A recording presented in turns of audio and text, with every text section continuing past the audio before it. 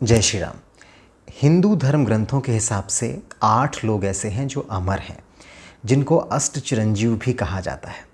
आइए जानते हैं वो कौन 8 लोग हैं जो अमर हैं। सबसे पहले हैं हनुमान जी। हनुमान जी अमर हैं और अजर हैं। माता सीता ने अशोक वाटिका में बड़ी सहजता से उनको ये वरदान दिया था। दूसरे हैं परशुराम जी। परशुराम जी भगवान के 10 अवतारों में से एक हैं। काफ़ी क्रोधी स्वभाव के ऋषि माने जाते हैं और वह भी अमर हैं। तीसरे हैं भगवान वेद व्यास जी। वेद व्यास जी वह व्यक्तित्व हैं जिन्होंने सभी 18 पुराणों की रचना की और चारों वेदों का संपादन किया है, वह भी अमर हैं। इसके बाद चौथे हैं राजा बलि। यहाँ हम लोग सुग्रीव वाले बाली से कन्फ्यूज़न ना हो हमको। राजा बलि दैत्यराज थे जिनको मारने के लिए भगवान को वामन अवतार लेना पड़ा था। यह वैसे तो असुर थे, लेकिन इनमें आसुरी प्रवृत्तियाँ बहुत कम थीं और इनकी महानता का अंदाज़ा आप इस बात से लगा सकते हैं कि भगवान विष्णु स्वयं इनके पाताल लोक में 4 माह दरबान की तरह इनके महल के बाहर खड़े होते हैं। जब हम हिंदुओं में कहा जाता है ना कि देव सो गए हैं और अब शादियां नहीं होती हैं 4 महीने तक, तो ये वही समय होता है जब भगवान विष्णु राजा बलि के दरवाजे पर दरबान की भूमिका में रहते हैं।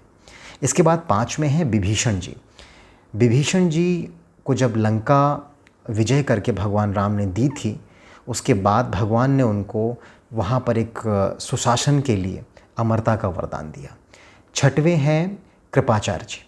कृपाचार्य जी कौरवों की तरफ से युद्ध कर रहे थे और बहुत ही निपुण थे, पारंगत थे युद्ध विद्या में और व्यूह रचना में।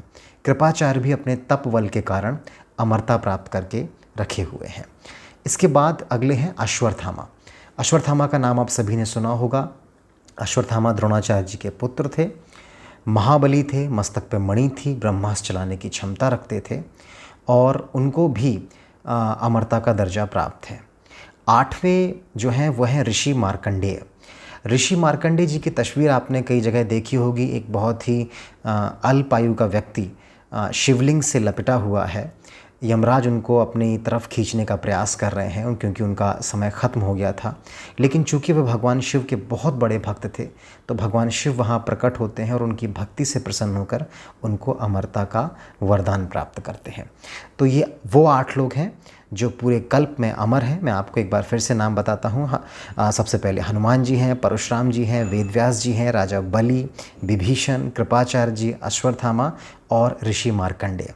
सरप्राइजिंगली इसमें एक नाम नहीं आता है दैत्य गुरु शुक्राचार्य का, जबकि उनको मृत संजीवनी प्राप्त थी। वह मरे व्यक्ति को भी जीवित कर सकते थे।